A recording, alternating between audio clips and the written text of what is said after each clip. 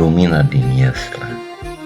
În noaptea rece, cu sclipiri de nea, o stea răsare mândră pe câmpie, purtând cu ea o taină, o veste grea, că s-a născut stăpânul de vecie.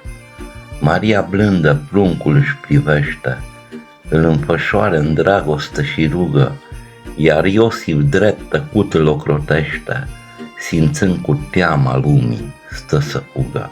În Iesla veche pe pânul uscat, dormea copilul rege fără stemă, iar cerul tot de înger luminat cânta glorie alungând orice temă.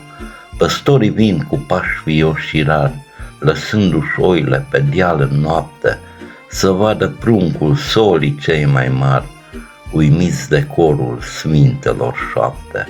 Din răsărit pe drum de praf și vis, ce trei magi vin călăuziți de sus, cu aur smirnă, darul promis, să îngenuncheze în fața lui Isus.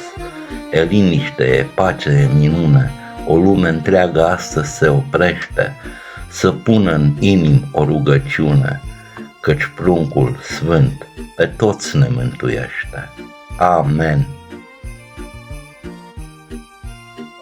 Svetlo z jasli, u noći ladnoj, dok sneg tiho blista, zvezde se rađa vrh ravni polja, nosići tajnu i vest prečistu, da stiže Gospod, večna mu volja.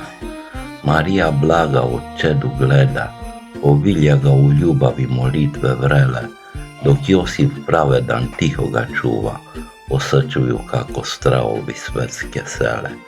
U starim jaslama na svom senu spavaše dete kraj bez krune, dok nebo selu o svetom plamenu plaveše slava da srce ispuni.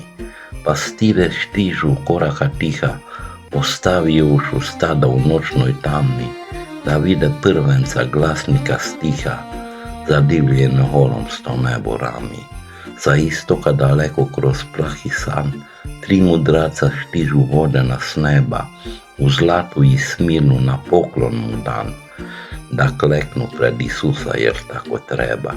Tišina je mir, je čudo se zbiva, ceo svet danas u molitvi stoji, u srca se tiha pobožnost se sliva, jer Spasitelj sveti naš ljubav uspoji.